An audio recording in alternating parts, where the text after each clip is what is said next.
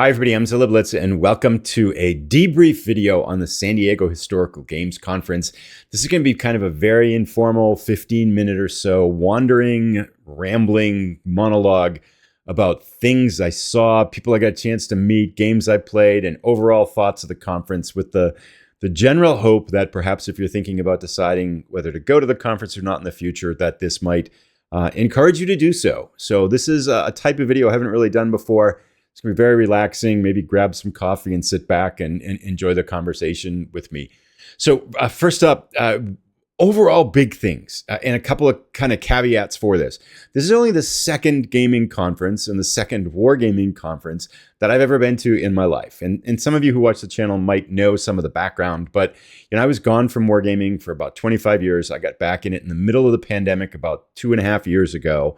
And at that time, live conferences, in-person conferences didn't really make sense. So it wasn't until August of last year when I went to the SDHistCon's Rhode Island version that I got a chance to go to my first gaming conference. And this, number 2, in San Diego from November 3rd to November 5th, 2023 was my second ever gaming conference. And I went totally alone, flew by myself and all those kinds of things and landed there. And I will say that in August, I was somewhat nervous about this because you're trying to make a decision when you're going to a conference all alone. Are you going to wander around by yourself? You're going to have no friends and all these kinds of things. It's going to totally suck because no one's going to talk to you or anything like that. I can honestly say if that's one of the factors that you're thinking about in trying to go to this conference, that's kind of, I think, one of the biggest things that stands out to me about both of these conferences is that this is such an inclusive environment. And it's one of the reasons, a couple of reasons why I think that happens. Maybe 3, perhaps. First up, it's this really nice people go to this conference. They're friendly, they're engaging, everybody makes you feel really, really welcome. And that's really actually kind of, I think, the mission of the organization is to make wargaming in general more inclusive. So one of the things they're trying to do with these conferences is to bring people together and to make sure that when people come to the conference, they don't feel isolated, they don't feel alone, they've got people to connect with and all those kinds of things. And I think there's a couple of ways that they succeed at that. The first is that this is not a big conference. I was going to guess, I don't know the exact number, I'm going to just hazard a guess and that say that maybe there's between 150 and 200 people there, maybe a little bit more, but it's not big.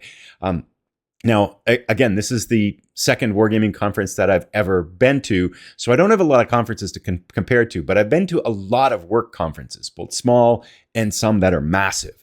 And a conference that has thousands of people has its own energy, and that's not necessarily bad, but it's a completely different experience than something that's only got a couple hundred people. And so I think that this, more so than a typical conference attendees, almost feels like a community of people that you're being invited into. People are constantly walking around talking and things like that. And probably, this is 3 days, including kind of a kind of get together the night before. I would say probably 50% of that time was spent just kind of talking to people, whether it's like sitting together over a meal, sitting down while they're playing a game, people coming by, or just wandering around and standing in the hall and just chatting with people. And so a lot of that is really, it's very much, I think, a people-centered type of conference. And that was probably the highlight, really, more so than the games I played, was just getting a chance to have some really amazing conversations with a great kind of ton of people and a great variety of people about gaming kinds of things. And so that's a big part of this event and one of the things that I definitely enjoyed the most about it. Now, in addition to playing the games and all the other things that go on. The second thing, and the reason why I think this succeeds as kind of a very inclusive community, is the intentional nature of how it's set up in the weeks and months before the conference happens. And if you talk to Harold Buchanan, who is kind of the one of the maestros behind it, the puppeteer, if you would, who's orchestrating this event, he uses the word curate the experience a lot. And by that, he's talking about kind of just creating the conditions so that people feel welcome and to allow them, I think, to connect with other people on topics and games of interest. So there's a Discord, for example, that opens up, I want to say 2 or 3 months before the event. You introduce yourself in there. There's you can kind of post into the Discord, you want to play this game, and a lot of people posted, we're playing this game. And so before you even show up at the conference, you can have a handful, you can have your whole schedule plotted out. And I know there's some people that did that, who literally had games from Friday morning to the time they were leaving on Sunday afternoon, all scheduled out and plotted out with breaks for lunch and dinner. So if you're a person who likes to schedule and organize your time and are worried that you might not have games to play while you're there, this kind of Discord coordination system allows you to schedule down your whole weekend, so you will literally know exactly what games you're going to play throughout the whole experience. Now, that's not that type of scheduling and organization isn't for me. I'm a little bit more spontaneous, especially at something like a conference. So I think I scheduled 2 games, but it is there. So the point is that there's incredible kind of Discord and online community that creates a lot of energy around the event and a lot of connections around the event before you ever get there. So if you take advantage of that and you reach out when you're at the event, you are just going to have a marvelous time. So the bottom line is, this was an absolutely fantastic experience. I can't recommend it more. It is just amazing, and you should go. So if you're on the fence, just do it. Just go. You'll have a great time. The only qualification I will add to that is that you kind of got to reach out, right? You want to be part of that Discord when you're at the conference. You want to walk around, say hi to people, introduce yourself, and all those kinds of things. If you do those things, and you don't have to be super extroverted, just like a normal person, you're going to have an absolutely amazing time, because it's such a great community, and the organization really is built around trying to make wargaming more inclusive for people. So those are big impressions. Now, I thought I would also talk a little bit now about games I played and things I did. First up, I want to talk about a couple caveats. 2. One is, I was looking at the way back of the event, and I looked at my phone and I said, oh my gosh, I only took like 15 pictures. Next time I go to a gaming conference, I'm going to take a lot more pictures, so I'll have a lot more pictures to show. This is mostly going to be me rambling. Yes, I failed. I should have taken more pictures of people, events, things I did, and stuff like that. The second thing is, I am going to miss games, and I am going to miss people. I'm doing this kind of extemporaneously, so I'm sure I'm going to overlook things and miss, and it's not intentional, and it doesn't mean that the things I'm not talking about were necessarily any less memorable, but here we go. So first up, on Thursday night, there was a get-together at Epip Brewery. It was about 3 hours long, and it went by in like 10 minutes. And people just basically sit around having some food. They brought in some pizza and stuff like that. So we ate and then shared drinks and just talked about gaming for about 3 hours. Of note, I remember talked to Maurice Suckling, who I've seen a lot online in Twitter and stuff like that. Really good conversations with him and a bunch of other people. And Candace Harris from Board Game Geek was there. We probably talked, I want to guess, again, time kind of got a little bit blurry there, especially after beverages were involved. So it might have been like a half an hour and stuff like that. But it was just marvelous to talk to her too. She, I've seen her videos online. She brings so much enthusiasm for gaming and stuff like that. And she's exactly the same person. Is a person who just absolutely, whose joy for gaming and enthusiasm for gaming is just so genuine and so sincere that it was just so entertaining to hear her talk about the things that she's doing and the stuff that she's doing. So really enjoyed Thursday night. I also got a chance to meet Hissy Cat from Hissy Cat Studios. We've been connecting and talking and chatting for probably about 1.5 years, 2 years now, online in various Discord stuff and over things like that. So it was the first time to kind of meet him in person. And that's the other thing, it's like a lot of these people you interact with online. And so when you come there and you meet them in person, there's literally, you meet them for the first time, but it's not like you've met them for the first time. So we shared some drinks and chatted about a bunch of stuff. And it was really great to see him on that first night too. And then there were literally dozens of other people we got a chance to talk to and things like that too in that first night as we were there too. So it was just a really, really fun time. So then it gets to Friday morning and the conference starts. Although I remember walking in and I bumped into Harold Buchanan, the organizer, at the beginning. And I said, if I had to fly home right now, just from the Thursday night event, I feel like I got my money's worth and I'm glad I came, kind of thing. Because Thursday night was really, really fun. It was just great to chat with people and just so nice to get away from work and all those kinds of things and just talk about gaming for that long with some really cool people. But anyway, Friday morning, the conference starts and we're there. And I did have a game scheduled. I always try to, well, not always, because I've only been to 2 conferences, so that's a little bit lame. But one of my goals when I go to a conference now is to play 1 coin game. Not 2, but 1 coin game while I'm there, because I think coin games make for great conference games. And I had a game scheduled of Cuba Libre with Jim Lohman, John Carter, Warlord of Mars, and then John Cranahan showed up and filled in for a person who didn't make it. So we played Cuba Libre. We started about 9:30, and this was a drawn-out game. And one of the things I've learned, I haven't played a lot of coin games. This was actually my second time to play Cuba Libre and only my third time to play a coin game. And I've learned that it's one thing between like knowing the rules, how to play a coin game, and then knowing how to play your whatever faction you're playing well. And then also knowing how to play well, but knowing how to play well enough to foil the other factions. But fortunately, we had some guidance for those of us that hadn't had the depth of experience in Cuba Libre. And despite a quick run by the government that almost threatened to end the game early, we managed to kind of just swap positions back and forth. There was one time I think everybody was in the lead. And finally, about rightly shortly 2 o'clock, a couple people had to go to play other games that they had scheduled. So we decided we had had enough fun with Cuba Libre, and we ended it there. And I think the Syndicate, I think it was, I want to say John Carter, Warlord of Mars, was the eventual winner, had more points than the rest of us at the time that we stopped. We were probably 3/4 of the way through, maybe just a few more turns. We would have had to finish up. But he ended up with the Syndicate having casinos all over Cuba and ended up winning the game, I think, on the number of points there. So that was really, really fun. Then I wandered around and talked to people for a while. And then Jim Lohman introduced me to a game called Napoleons Eagles. It was a short game. He had another one coming up. And we just played it's a card-based game using Napoleon with tactics and stuff like that. He introduced and taught me that game.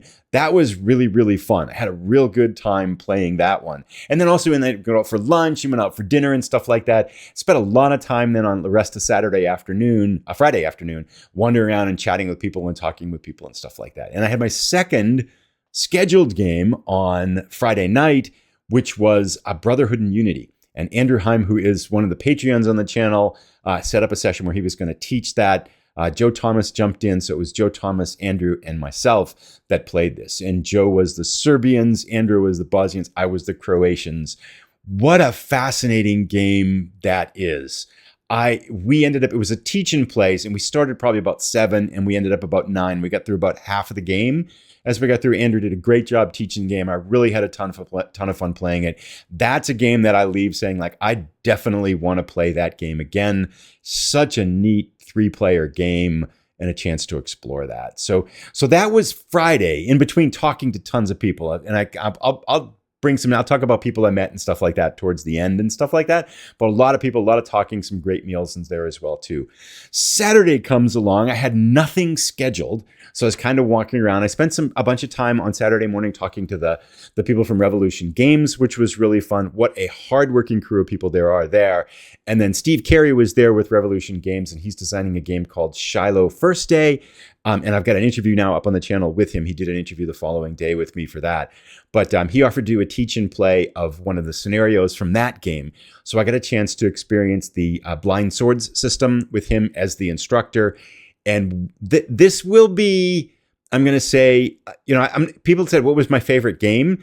I don't know if I have a favorite game from the conference. There's a ton of games I want to play more, a ton of games I'm interested in. This was definitely one of the highlight gaming experiences of the conference, and maybe definitely one of these moments that kind of stands out that it's going to be, I'm not going to forget it for quite a while, because it's basically this 3-turn scenario that he introduces you to. It's a solitaire, and so he kind of moves along with the Union side, and you're the Confederate forces trying to attack this Union position. And it's a 3-turn thing, and after 2 turns, we both looked at each other and said, this is absolutely impossible for the South to win. It just, everything that could go wrong went wrong for the South. They had like one slimmer of hope that they could win this basic scenario. And we're looking, I said, let's just play it out and see what happens. I think, if everything were to go right, there might be a slimmer of hope that the South could win this. And then in this series of like incredible rolls, we figured out the odds. It must have been somewhere between 40 and 50 to 1 that this was going to work out. But the 17th Alabama made this amazing epic rush charge where they blew back some forces, ran by some flanking fire, and then pushed back some Union forces in close combat and take the final victory position on the last turn and claim victory for the South. And we both looked at each other and said, that was absolutely amazing. So that was probably one of the emotional highs of the weekends in terms of gaming experiences. It was just a really fun scenario. It was the first time to experience the blind sword system. So I just had a great time kind of playing that. That was really, really fun. So then I wandered around after that. I ran into David Thompson and Liz Davidson were there demoing Night Witches, which is the upcoming game, very accessible game, going to be published by Fort Circle Games. about the World War II female Soviet pilots that ran lots of night bombing missions and supply drop missions behind the lines in World War II. And so this is the game they're creating about that. It's a solitaire game that has this kind of epic campaign arc in it and stuff like that.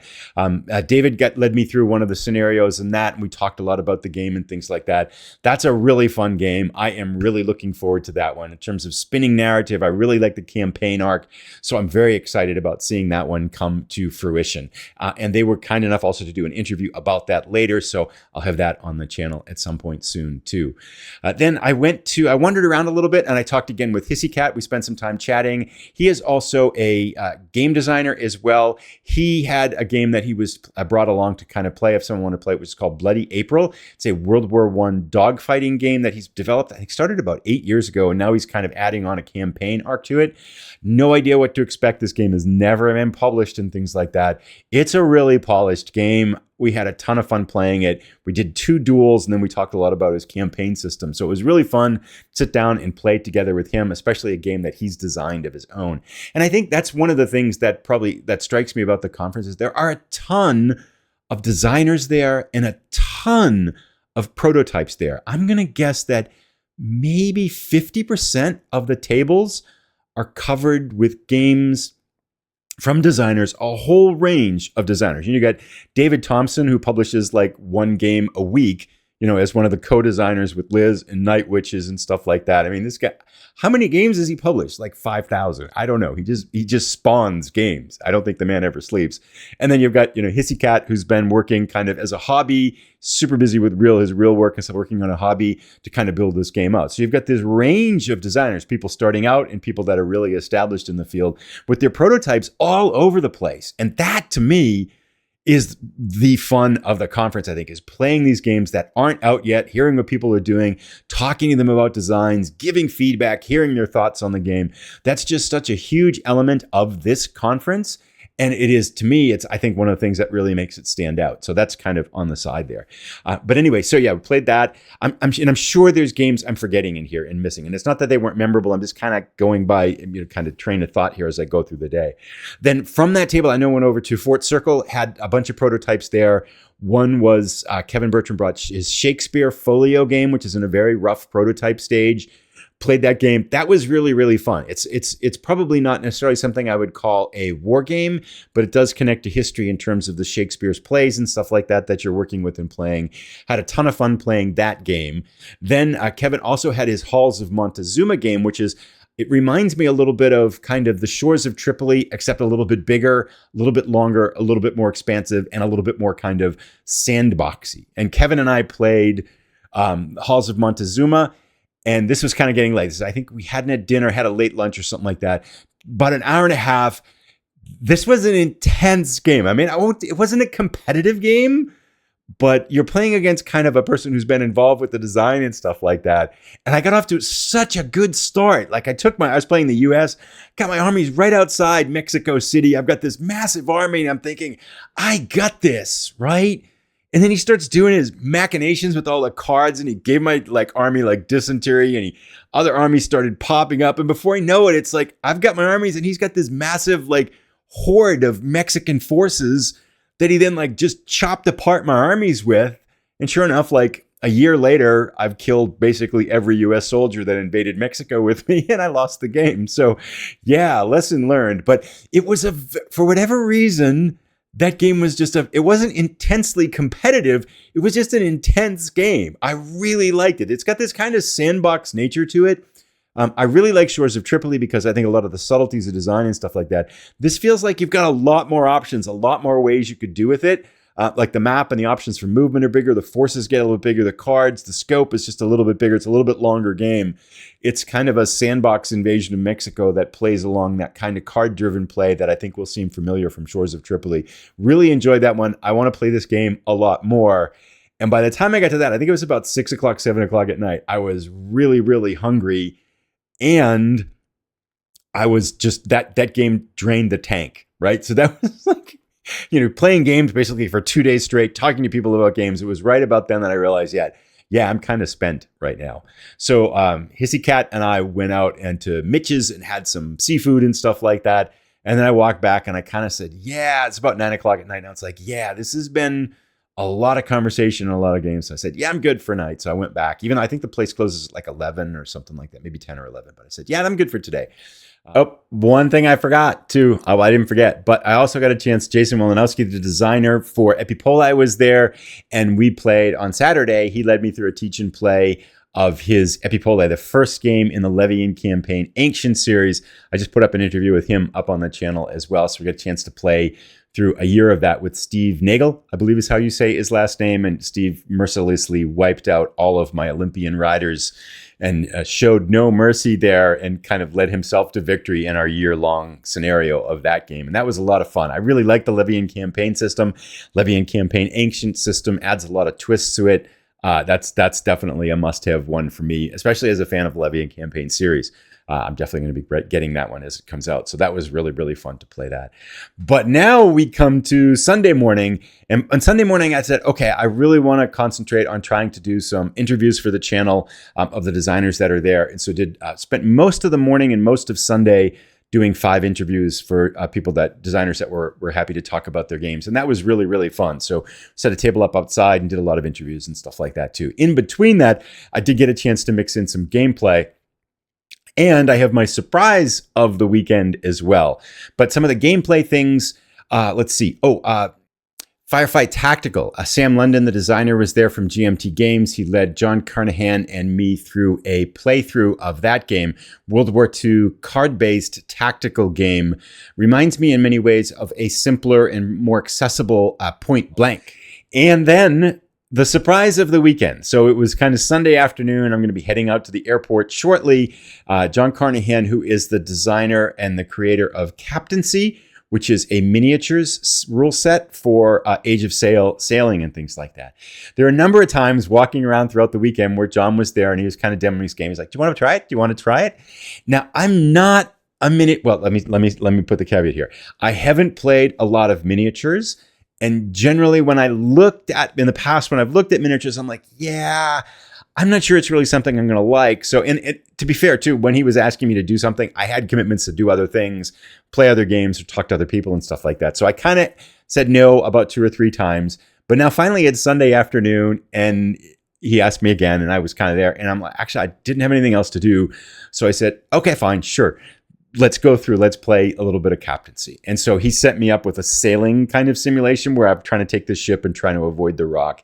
And this is the surprise of the conference for me because I really enjoyed that. His rule set is really fun. I really felt like I was sailing the ship. I don't know what kind of size ship it was, right? Probably a frigate of some sort, maybe.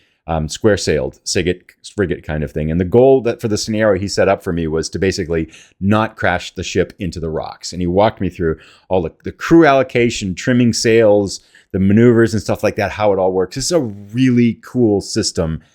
And I have to confess, I had a lot of fun, which really surprised me because I always thought I really wouldn't enjoy miniatures because I thought they might be too fiddly and things like that. So from my own growth as a gamer going here, this was the surprise of the conference, and it happened literally 2 hours or so before I left for the airport and things like that.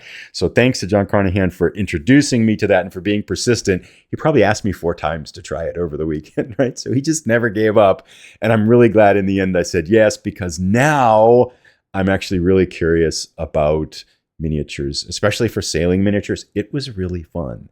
And this is with even that I did rip the stern off the ship and kill the whole crew because I did hit the rock. I screwed up at the end and ripped the stern of the boat off on the rocks and things like that. But that's a whole nother story. It was still really, really fun. And then after that, one last thing is kind of sat down with Kevin Bertram and watched Chris Thomas, a fellow Minnesotan, showing his prototype game of Revolution State of War, the U.S. Revolution war game. Big table. Was really fun to watch that. I don't know a ton about the game, but it looks really cool and looks really polished. And so it was really fun to watch that demonstration. And then headed off to the airport with Chris, and we chatted on the way, took an Uber together and stuff like that, and flew back after just an epic week of talking with people and gaming.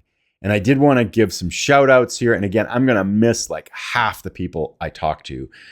But it was super fun to meet so many people there. Jason Wilanowski, designer again for Epip. We had some really good conversations. Briefly met Justin Facino, the designer for Seljuk. Really sorry didn't have time to get an interview in about Seljuk 2. I was hoping to do that, but our schedules in the last day just didn't quite overlap and work out. And then we got pressed for time and I had to not do that. David Thompson, Liz Davidson, super engaging and welcoming, especially for taking the time to show me their game, Night Witches, and for do that interview on the last day, even though their schedules were super tight as well. The other thing was I really enjoyed just meeting a bunch of people. I mean, the Billingsleys were there from GMT Games, had a couple conversations with them about games and the world in general. Kai Jensen, enjoyed talking to her on Thursday night and smattering conversations over the weekend as well.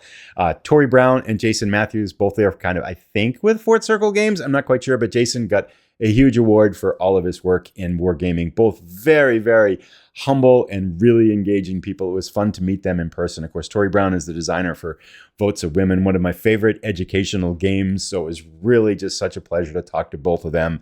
And again, these are like, everybody there is so friendly and engaging and humble. It's just such a cool time. First time to meet Kevin Bertram too. I did some work with him on his Shores of Tripoli tournament. So we've kind of converged and talked a lot online. It was really fun to meet him in person. And again, that epic Halls of Montezuma game was certainly one of the highlights of the conference for me as well. Got to meet Alexander and Grant from the Players Aid. We didn't have a lot of time to talk. I'd hoped to talk a little bit more and maybe even play a game together, but they're pretty big time celebrities. So it was kind of hard. Didn't really work out, but they're again, so gracious and humble. And we had some nice short conversations over the course of the weekend too. Shout out as well. Really enjoyed meeting Kevin Thatcher. We were there. We showed up early the first day on Friday morning and decided we were both hungry. Went off and had breakfast together in this marvelous cafe. That was really fun. And then thanks to Sam London, who was literally packing up his stuff, but left his game out to teach John Carnahan and me the game before he had to run off. So really appreciate Sam providing his time on the last moments of his last day there. Pushing Cardboard, Grant, a shout out to him too. We had breakfast together a couple of times with, as well as Steve Carey and then Dave Siskin, another wonderful guy. Really enjoyed the conversations with Grant. I think he knows more. He's forgotten more about wargaming than I will ever know. Let's put it that way. Just a wealth of really kind of incredible information. Such a humble and gracious person. Just had a ton of fun getting to know him and spending time with him over the weekend as well. And last, and again, I know I'm forgetting people, but Matthias Kramer and Ingen Kunter, his wife, were there. Huge fan of their game, The Hunt. They are so nice. And that's kind of the whole thing. It's like this is just a really fun event and you should go. So if you're thinking about it and you didn't go, shame on you. You should go. If you're trying to decide to go in the future and you're watching this, just go. It's really, really fun. I mean, be a nice person when you're there, okay? Because that's kind of what it's all about too.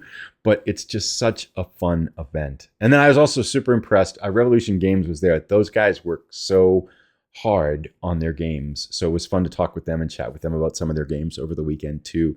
And then again, I know I'm missing probably 10 to 15 things. I'm sorry. It was like 3 days of blur of games, of doing stuff, playing stuff, chatting with people and all these kinds of things. And just what a marvelous experience. I'd also like to take a moment as we kind of wrap up this video to say thank you to all of the Patreons of the channel. It's their support that allowed this to happen. We have 2 kids in college and I know I talked to Harold a number of times. It's like, yeah, this is going to be really rough. But the Patreon support really has made things like this possible on the channel. So I am extremely in every Patreon's debt for the support they've been able to provide for the channel this year. It's really making, and hopefully I can give back through these trips too with like interviews and kind of sharing the experiences that happen. But thank you again to all the Patreons of the channel. You're the ones that are making this this channel experience possible. So this meandering conversation went a lot longer than 15 minutes, I'm sure, but I just want to lastly reach out and say thank you so much to all of the people who worked so hard behind the scenes for numerous months before the event happened and over the event. So like Andrew, Harold, Jeff, a chance to meet. I talked with Pratik. I met Pratik for the first time, and the other 4 or 5 people that I didn't really get a chance to talk with individually. But thank you for all your hard work in putting the event together. They were constantly working behind the scenes to make this happen for everybody there. And it was super appreciated. It is really one of my most memorable gaming experiences, if not the most memorable gaming experience And I just had a marvelous time. So again, if you're thinking about going and you're watching this to make a decision, you should just go. Don't even think about it. Thanks, everybody. Talk to you later.